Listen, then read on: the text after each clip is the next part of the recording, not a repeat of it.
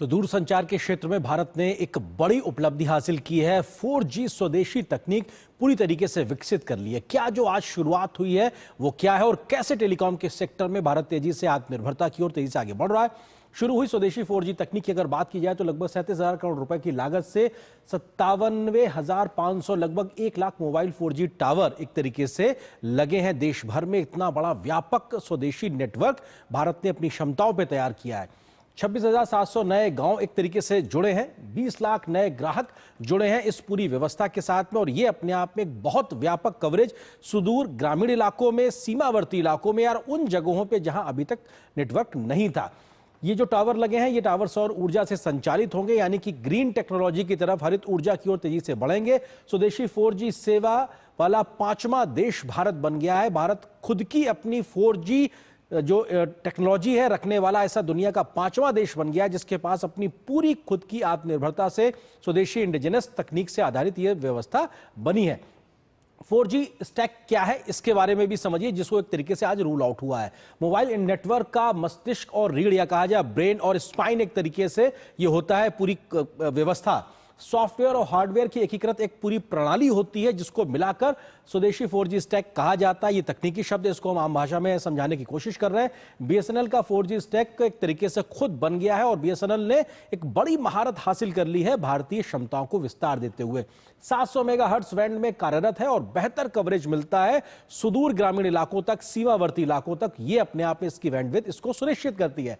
रोजाना 4 petabytes data traffic को control करना, यानी ये बहुत बड़ी संख्या होती है तकनीकी तौर पे। इतना बड़ा डेटा को कंट्रोल करने की क्षमता इसके पास में मौजूद है। क्लाउड आधारित तकनीक का इस्तेमाल करते हुए यह पूरी व्यवस्था आगे बढ़ी है और भारत ने अपनी क्षमताएं अपने दम पे हासिल की है। 5G 6G में भी अपग्रेड हो जाना इस तकनीक का एक विशेष आधार है। मौजूदा वक्त में नहीं, लेकिन आने वाले वर्षों में एक तरीके से अपग्रेड होता नजर आएगा। 5G 6G में भी इसकी क्षमताएं बढ़ती नजर आएंगी। भारतीय डेटा संप्रभुता कानूनों के अनुरूप इसको विकसित किया गया है। इंस्क्रिप्शंस उस प्रकार से लगाए गए ताकि जो भारतीय डेटा संप्रभुता कानून है वो उस तरीके से सुनिश्चित हो सके। इससे फायदा क्या होगा? आत्मनिर्भरता, सुरक्षा, डिजिटल संप्रभुता बेहतर होगी, क्योंकि हम जब खुद आत्मनिर्भर बनेंगे इस क्षेत्र में तो हमारी विदेशों पर निर्भरता कम होगी। बहुत संवेदनशील इशू होता है जब हमारा डेटा की बात आती है। ऐसे में भारत खुद का डेटा सुरक्षित करने के लिए आत्मनिर्भर होगा तो हमारी एक तरीके से संवेदनशीलता भी सुरक्षित रहेगी। रेलवे, रक्षा, ऊर्जा, आपदा प्रबंधन, जन सुरक्षा, ये तमाम ऐसे क्षेत्र हैं जिनकी जीवन रेखा के तौर पर ये मोबाइल नेटवर्क एक तरीके से आधारित होता है। लेकिन इसमें अब विदेशी अभी तक कंपोनेंट्स हुआ करते थे, लेकिन अब स्वदेशी हैं। स्वदेशी 4G नेटवर्क लगभग 2.2 करोड़ भारतीयों तक पहुंच चुका है अभी तक और ये बहुत तेजी से आगे बढ़ता हुआ नजर आ रहा है। सालाना 15,000 करोड़ रुपए की बचत होती नजर आएगी जब हम इस प्रकार के अपग्रेडेशन से, हरित ऊर्जा से आगे बढ़ते नजर आएंगे। आपूर्ति श्रृंखला जोखिम कम होगा। जो सप्लाई चेन रेजिलियंस की बात आती है, हमारी विदेशों पर निर्भरता कम होगी, हम खुद सक्षम होंगे और 2030 तक 2 से 3 मिलियन नौकरियां संभावित तौर पर विकसित होंगी जब हम इस दिशा में तेजी से आगे बढ़ते नजर आएंगे।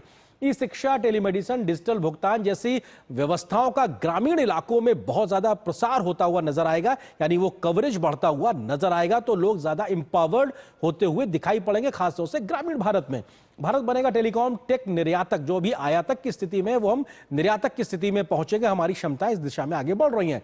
AI संचालित नेटवर्क, रिसर्च एंड डेवलपमेंट को बढ़ावा मिलता हुआ नजर आएगा। तो ये अपने आप में तमाम वो फायदे का जिक्र है जो अपने आप में इस दिशा में हमारी बढ़ती क्षमताओं की वजह से साफ तौर पे दिखाई पड़ रहा है। तो स्वदेशी 4G से क्या होगा फायदा, इन सब का भी तमाम प्रकार से जिक्र साफ तौर से दिखाई पड़ता है और इसी विषय पे हम करेंगे चर्चा। हमारे साथ में खास मेहमान भी जुड़े हुए हैं, उनका परिचय भी कराएंगे। उससे पहले देखते हैं विशेष आज क्या है। इस विषय को लेकर आपकी स्क्रीन पर आत्मनिर्भरता का दम, स्वदेशी अपना रहे हम, ये अपने आप में बेहद खास मौका जब हम 4G टेक्नोलॉजी को लेकर पूरी तरीके से स्वदेशी तकनीक पर शिफ्ट हो गए। इस विषय पे बात करने के लिए खास मेहमानों का पैनल मेरे साथ मौजूद है। डॉक्टर राजकुमार उपाध्याय जी हैं जो कि CEO है centre for development of telematics C.K। इसके अलावा दूसरे खास मेहमान हमारे साथ प्रोफेसर NK गोयल हैं जो कि चेयरमैन हैं TEMA टेमा के। आप दोनों का बहुत बहुत स्वागत है। डॉक्टर उपाध्याय, शुरुआत आपसे ही, क्योंकि भारत ने आज 4G की जो स्वदेशी तकनीक हासिल की है, ये सर आम भाषा में मैंने समझाने की कोशिश की, लेकिन आप बेहतरी से बता पाएंगे वो है क्या और उसकी भारत को जरूरत क्यों थी? देखिए, ऐसा है, जो टेलीकॉम, सबसे पहले तो हमें ये मानना पड़ेगा कि टेलीकॉम बहुत ही इम्पोर्टेंट सेक्टर है। अगर टेलीकॉम डाउन हो गया तो आपकी बैंकिंग डाउन हो जाएगी, आपका सिविल एविएशन डाउन हो जाएगा, आपके ऑपरेशन थिएटर काम करना बंद कर देंगे। तो टेलीकॉम बहुत इम्पोर्टेंट सेक्टर हमारे लिए है। इसलिए सबसे पहले है कि हमको टेलीकॉम को सुरक्षित रखना है। सबसे बड़ा रिक्वायरमेंट है कि हम टेलीकॉम को सुरक्षित रखें। अभी तक क्या था कि हम भारतवर्ष में चाहे ये 2G हो, 3G हो, 4G हो, 5G हो, सब इंपोर्ट करते थे। सारा इक्विपमेंट बाहर से आता था। तो बाहर से आता है तो टेक्नोलॉजी पे हमारा कोई कंट्रोल नहीं था।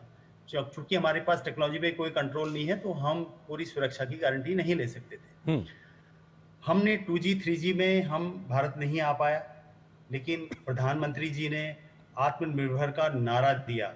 हम लोगों को प्रधानमंत्री जी ने कहा 2020-21 में कि भाई हमें अपनी 4G 5G खुद की बनानी है। हमको खुद पे भरोसा नहीं था कि हम बना पाएंगे, लेकिन प्रधानमंत्री जी ने इंडिया की जो टैलेंट है, उसकी कैपेबिलिटी को देखते हुए ये निर्धारित किया कि हमें 4G 5G बनाना है। हम्म। तो इसके बनने से टेक्नोलॉजी पे पूरा हमारा कंट्रोल रहेगा। टेक्नोलॉजी पे कंट्रोल रहेगा तो हमारी सुरक्षा पे कंट्रोल रहेगा। इकोनॉमिक, आपने बताया, इससे जॉब क्रिएशन होगी, स्किल डेवलपमेंट होगा। हम आज भारत में लगा रहे हैं, कल हम विदेशों में इसको बेचेंगे, जी। तो इससे हमारे इनकम बढ़ेगी, जीडीपी में मुनाफा होगा। तो इकोनॉमिक और सिक्योरिटी दोनों ही एंगल से हम्म। हमें, भारत को इसका फायदा होगा। हमें पता है कि कैसे जियोपॉलिटिकल रिस्क चल रहे हैं, कैसे हम्म। सप्लाई चेन डिस्ट्रप्शन हो रही हैं। तो जी। Geopolitical risk, supply chain disruption को देखते हुए भारत के लिए अपना खुद का टेलीकॉम टेक्नोलॉजी बनाना बहुत जी। ही एक इम्पोर्टेंट, महत्वपूर्ण बिल्कुल, एक कदम है। माइलस्टोन एक तरीके से अचीव करता हुआ भारत दिखाई पड़ रहा है। प्रोफेसर गोयल, एक आम ग्राहक के नजरिए से, एक आम भारतीय के नजरिए से अगर हम समझना चाहें, 4G तकनीक का हम एक फोन में इस्तेमाल कर पा रहे हैं, लेकिन जब BSNL ने अपनी 4G टेक्नोलॉजी खुद की अपनी स्थापित कर दी है, इसका एक आम भारतीय पर, एक आम ग्राहक के नजरिए से क्या बदला है, या देश के नजरिए से क्या बदला है? प्रोफेसर गोयल। देखिए, सबसे पहले तो आज हिंदुस्तान के लिए बहुत स्वर्णिम दिन है, क्योंकि माननीय प्रधानमंत्री जी ने बीएसएनएल का 4G लॉन्च किया और बीएसएनएल के 4G जिसको सचो से बोलते हैं वो भी लॉन्च किया वो भी लॉन्च किया। और आज के हमारे दिन जो है, सबसे बड़ा जो हमारे आदरणीय प्रधानमंत्री जी ने कहा, जिसको हमारे मंत्री ज्योति सिंधिया जी ने ट्वीट किया था, dependency to confidence, driving exports and Aatmanirbhar Bharat. जैसा अभी उपाध्याय साहब ने कहा कि पहले हम सब इंपोर्ट करते थे, जब 4G लगाने की बारी आई तो बहुत प्रेशर था हमारे सरकार के ऊपर, प्रधानमंत्री के ऊपर, कि इसको भी इंपोर्ट किया जाए। लेकिन प्रधानमंत्री जी का विजन स्वदेशी आत्मनिर्भर भारत, इंपोर्ट नहीं किया गया और आज बीएसएनएल हमारे पास आगे बढ़ गया है। और बीएसएनएल, दूसरी यह है कि आज प्रधानमंत्री जी ने कहा था कि India will become a global telecom manufacturer. Actually sir, हम बन चुके हैं ऑलरेडी ग्लोबल मैन्युफैक्चरर। प्रधानमंत्री जी को हम बधाई देना चाहते हैं इसके लिए, क्योंकि हमारे यहाँ जो प्रोडक्ट बन रहे हैं, एक तो ट्रस्टेड हैं, रिलायबल हैं, कॉस्ट इफेक्टिव हैं, और हमारी जो देश की कंडीशंस हैं, गांव भी हैं, शहर भी है, पहाड़ भी है, रेगिस्तान भी है, उस पर हम उसको मीट कर पाते हैं। और एक ये भी साथ हुआ है कि ऑपरेशन सिंदूर के दिनों में हमारे पास जो C.DOT विराजमान बैठे हैं उपाध्याय जी, जी। इनकी एक टेक्नोलॉजी है संभव, जो आर्मी चीफ ने बताया था, हमने यूज की थी। उसकी वजह से C.DOT और 4G बनाना आसान काम नहीं था, क्योंकि वर्ल्ड की दो बड़ी कंपनी विदेशों की और दो कंपनी हमारे आसपास की कंट्री की थी जो बना रही थी, और बहुत टफ चैलेंज था। C.DOT और उसकी टीम ने जबरदस्त मेहनत की, रात दिन लगकर ये बनाया, और ये हमारा सिस्टम आज वर्ल्ड क्लास बना है। जी। इनफैक्ट जो सिस्टम C.DOT और ने बनाया है मिलके, ये बाकी वर्ल्ड के लोगों से ज्यादा अच्छा है। तो हम आम आदमी के लिए as a telecom manufacturing association, हमें ये लाभ है कि हमारा अपना प्रोडक्ट है, जी। अपनी टेक्नोलॉजी है, सस्ती है, सर्विसेज सस्ती है। आपको पता है हिंदुस्तान सबसे सस्ती सर्विस देता है। जी। कोई दिक्कत आएगी तो C.DOT हमारे पास बैठा हुआ है। देश के लिए, हम बिल्कुल, एक लोग के लिए भरोसा ये है कि बहुत बड़ी C.DOT चीज है। हमारे पास बैठा है, ये विश्वास का प्रतीक है डॉक्टर उपाध्याय, क्योंकि ये विश्वास अपने आप में पैदा किया है आपकी पूरी टीम ने। हम आज जब इस बात की खुशी मना रहे हैं कि स्वदेशी 4G तकनीक हमने हासिल की है, ऐसे में वो जर्नी के वो लेकर एक बड़े पड़ाव क्या थे, क्या बड़े चैलेंजेस थे, जहां से निकल के C.DOT ने ये उपलब्धि हासिल की है, BSNL ने ये उपलब्धि हासिल की है? सबसे पहले तो मैं बताना चाहूँगा कि ये काम C.DOT ने किया है, कोर बनाया है, लेकिन मैं इस माध्यम से, इस आपके चैनल के माध्यम से बताना चाहूँगा, जो रेडियो का काम है वो तेजस ने किया है, जो तेजस टाटा की कंपनी है, और उसका इंटीग्रेशन TCS ने किया है। तो हमने जो बनाया है, कोर बनाया है, अब मैं आपको ये बताऊं, ये जर्नी हमने शुरू की थी जनवरी 21 में। जनवरी 21 में ईओआई आया था बीएसएनएल का कि भाई आप क्या कर सकते हैं इस काम को। उन्होंने एक प्रूफ ऑफ कंसेप्ट मांगा था और वो प्रूफ ऑफ कंसेप्ट समवेयर जनवरी 22 में शुरू हुआ था। जनवरी 22 में हमारा कोड 10,000 कॉलों में 10,000 सब्सक्राइबर के साथ फेल हो गया और काफी लोगों को लगने लगा कि ये तो हमारे बस की बात नहीं है, देश की बस की बात नहीं है। लेकिन मुझे ये कहते हुए गर्व हो रहा है कि गवर्नमेंट ने हमें, हमारे मंत्री जी ने, हमारे सेक्रेटरी साहब ने, प्रधानमंत्री जी ने हमें साहस दिलाया कि कोई बात नहीं, आप गिर गए हो लेकिन उठो, आप इसको आगे काम कर सकते हैं। तो हमने जनवरी 22 में ये काम, पहला 10,000 फेल हुआ था, फिर हमने 1 लाख पे चलाई, फिर हमने 1 मिलियन पे चलाई, फिर 3 मिलियन पे चलाई, फिर 5 मिलियन में चलाई, फिर 10 मिलियन में चलाई और जुलाई 23 में 2023 में हमने 200 साइट से पंजाब में पठानकोट और फिरोजपुर, अमृतसर में ये सर्विस चालू की, रियल वर्ल्ड में देखने के लिए कि ये कैसी चलती है। हमें प्रॉब्लम्स आई, ऐसा नहीं कि ये पहले दिन ही अच्छे से चल गया, हमें प्रॉब्लम्स आई।